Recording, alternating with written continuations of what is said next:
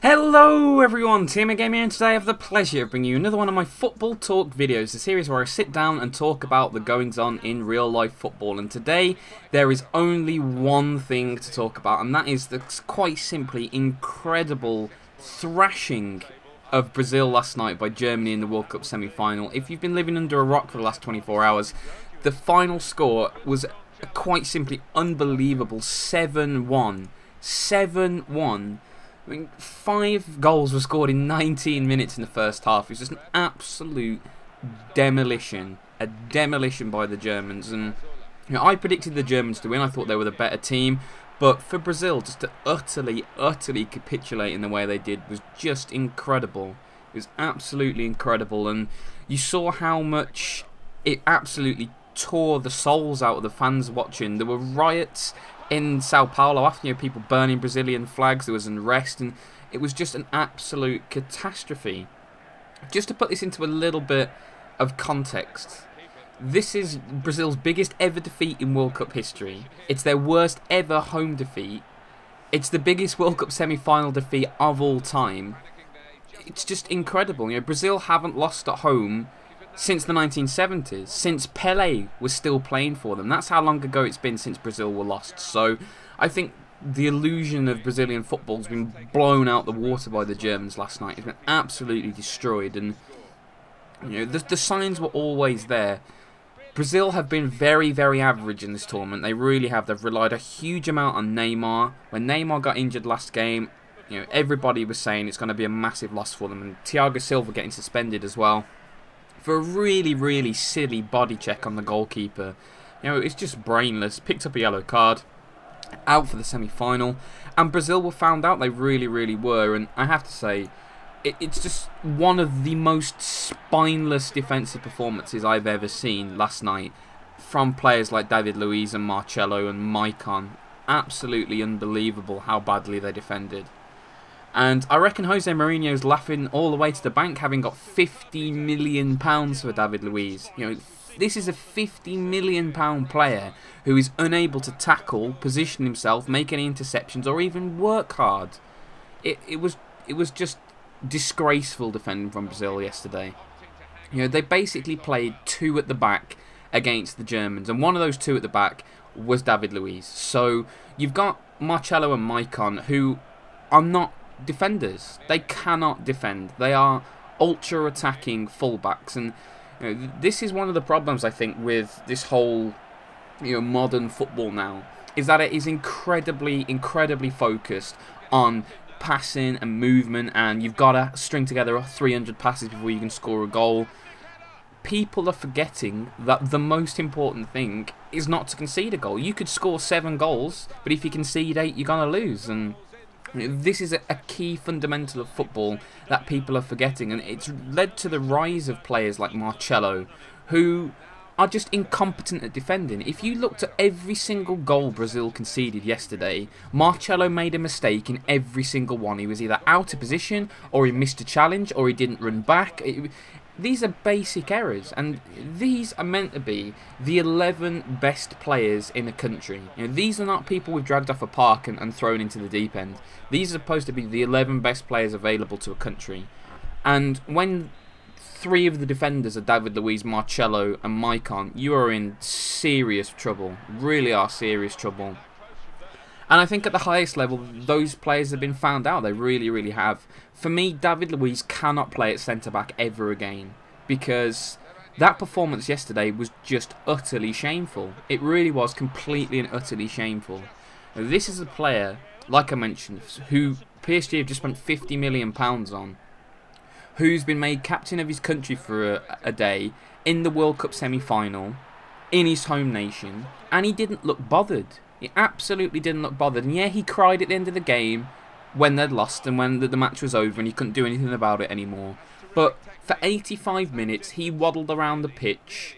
They were 2-0 down, 3-0 down, and he was still making, darting forward runs. He'd roll the ball into midfield, and then he'd go storming upfield. So basically, you had Dante at the back on his own, and Maicon and Marcelo spent most of the game in the opponent's half. And against any decent team, and Germany are far more than decent. They are an incredible side. They're going to get found out, and Brazil got royally thumped last night, and deservedly so. Germany were better in every single position, all over the field. They had better play, they defended better, they had a better goalkeeper, they had better work rate, they made better substitutions. It was just a humiliation. There was no other words to describe it. I'm still staggered a little bit, because I didn't think it was possible for the captain of a home nation to play as badly as David Luiz did in the semi-final. And this is the thing that's quite annoying with Brazil, because you can already see who the scapegoat's going to be for this, and it's Fred. And admittedly, Fred has had a very average tournament. He's basically immobile. He's not really got many attributes to his bow, and the only reason he seems to be in the team is that he scored 5 goals in the Confederations Cup, which is, by all counts, quite a meaningless tournament. It really is. It's not a big deal. At the end of somebody's career, are they going to sit down and say, "Oh well, I had a decent career. We lost 7-1 in the semi-final of a home World Cup, but we did win the Confederations Cup." It doesn't work like that, does it? It's not that big a deal of an international tournament. So, Fred in this World Cup has just been so poor. But so have a lot of other Brazilian players, and you could tell yesterday that most of the crowd's anger was directed to Fred, because after he'd been substituted, his picture went up on the big screen and the crowd booed him. And like I said, Fred has been very, very average, but the main culprit to me are David Luiz. Brazil didn't concede 7 goals last night because of Fred. And I remember one time in the first half, Fred had run back in open play and cleared a header away from the edge of his own penalty area. So this is a player who's recognising just how atrociously the 10 players behind him are playing, and has at least tried to run back and do something about it. So, again, I just it's unbelievable. It really, really is unbelievable. The lack of passion, and the excuses have already been trolled out. Neymar missing, yeah, that's a big deal. But if you look at the Dutch side, Kevin Strootman got injured before the tournament, and he was absolutely key to the way the Dutch played. Van Gaal based a large part of his system around him. He got injured and missed the tournament, so Van Gaal changed the system, and all of the other players stepped up, and they've worked hard as a team, and they've battled, and they've had decent performances, and they've really performed beyond their means and got to the semi-finals. When you looked at the start of the tournament, nobody backed the Dutch to do that whatsoever. So for me, I think it's a very, very soft excuse to say that Neymar being out was the major contributing factor. For me, the bigger loss was Thiago Silva, because it seems to me that Thiago Silva is the only person who knows how to defend in Brazil. And the teams in the past, the classic teams, the 1970 team, all of these, the greats, they could still put a tackle in. You had, like, for example, the 2002 World Cup winning side, which is, when I was really switching on to football, I was actually paying attention. They had, in Cafu and Roberto Carlos, 2 of the most attacking fullbacks of all time.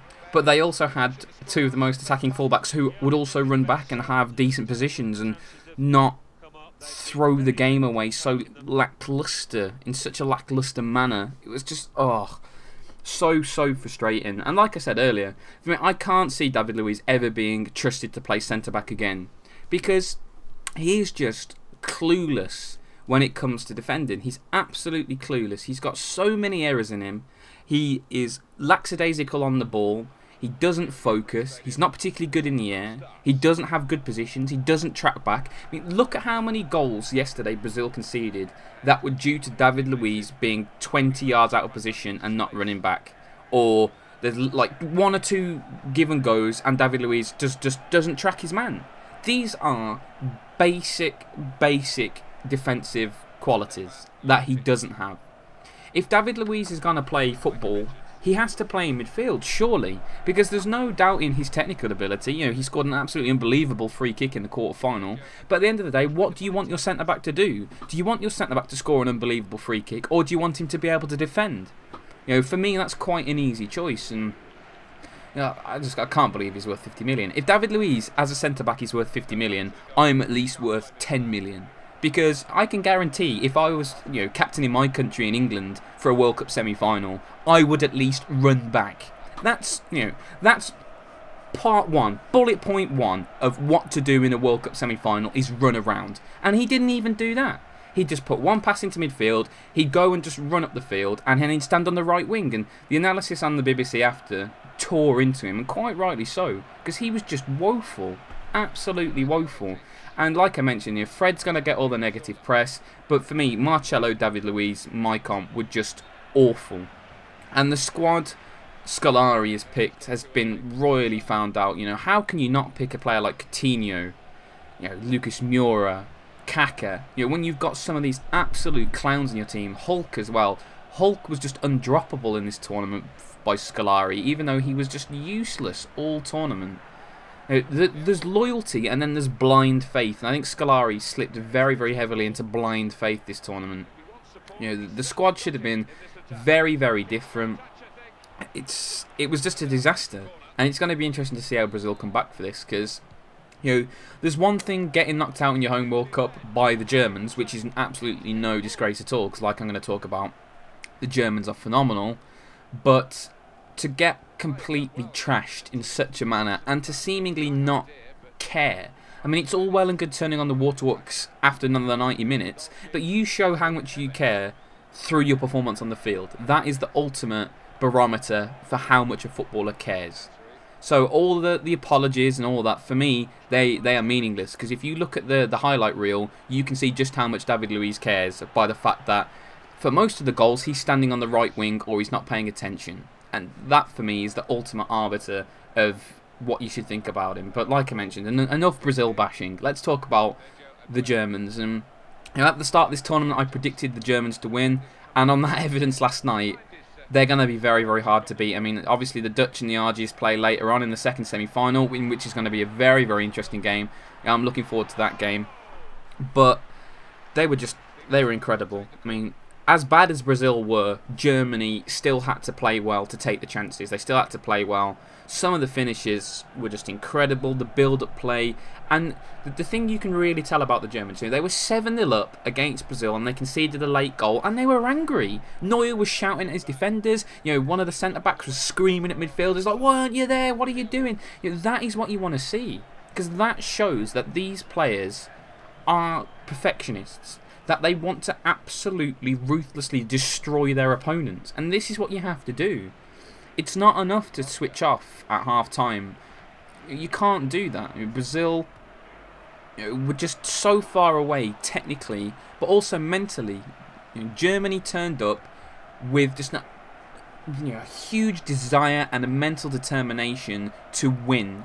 And when they were 5-0 up, they were still getting the ball forward. Neuer would pick the ball up in like the 50th minute, and he'd immediately be running to the edge of his area looking for that quick throw, trying to launch an attack. And this is what the Germans are. They are just a well-oiled, incredibly talented, driven machine. When you have a look at the Dutch or the Argentinians, they have some incredible individual players. I mean, players like Lionel Messi, Sergio Aguero, Robin van Persie, Arjen Robben. These players would grace any team in world football. They really would. They're incredible players. But when you have a look at Germany, they have that standard of player in every position. And they're a team who are completely driven to win. And there's nothing that's going to stop them. And I think that they're going to be unbeatable. That is my prediction. And it's very, very bold, because as we've seen, this World Cup has thrown up some massive surprises. Who would have predicted Spain to lose 5-1 to the Dutch in the group stages? Who would have predicted that Iran would have been 30 seconds away from drawing with Argentina? All of these things. And this is why I have to stick with the Germans. But again, it's a World Cup final. It's who turns up on the day. And whoever turns up, whoever wins tonight out of the Argentinians or the Dutch, they will go into that game knowing that they have a good chance of winning the World Cup. Because if you're in a one-off game of football with players like Robben or Messi or Van Persie or Aguero or Higuain or any of those guys, you have a chance, because those are players who can score goals and win you games. So it's going to be a really, really interesting final, whatever happens. I'd actually quite like to see the Dutch win, because the Netherlands versus Germany is such a massive footballing rivalry. If you speak to a German about their biggest footballing rivalry, they don't say the English, they say the Dutch. So that would be an absolutely phenomenal final in the Maracanã. You know, and it would absolutely blow the idea out of the water that European teams can't compete in South America. It's just, I mean, Germany have already shown that. You know, the reason why South American teams win in South America is because a lot of the time they are the best footballing teams, and that's the reason why. You know, we've seen the Germans, who are the most complete team in this tournament, destroy South American opposition. I mean, destroy Brazil in their own backyard, and I'm really looking forward to the final, I have to say. But like I mentioned, there's a mouth-watering game on later tonight. Really is. I'm going to finish work, I'm going to head to the pub, and I'm going to desperately hope that the game isn't over after 20 minutes. It would be nice to see a really tight, tense, end-to-end game of football. And that's what I'm predicting. I'm actually predicting the Dutch to win on penalties tonight. I'm in a World Cup sweepstake with a couple of friends, and that's what I've gone for. So I'm going to have to stick with it. It's going to be so tight, that game. It's very, very difficult to call. Like I mentioned, I've predicted it will go to penalties. And we'll just have to see how it goes. But once again, guys, thank you so much for listening to the video. This topic, more than any, I would be delighted to see what you have to say, because you know, this has just blown world football to smithereens, hasn't it, this result? It's just stunning. It's an absolutely incredible result. If you would have come out before the game and said Germany are going to win 7-1, you would have been carted away to the loony asylum in a straitjacket. You know, it's one of those, isn't it? It's just insane. It's an insane scoreline. And I'm still trying to get my head around it. It just, like I mentioned, it's shaken world football to its foundations, that Brazil have been absolutely blown apart. They just have been blown apart. Admittedly by a great team, but even 7-1. You know, Germany's record World Cup win was 8-0, and that was against Saudi Arabia. So they've basically treated Brazil like a third-tier footballing nation. You know, it's incredible, absolutely incredible stuff. So once again, guys, thank you so much for watching the video. I really hope you've enjoyed it, and as always, have a great day.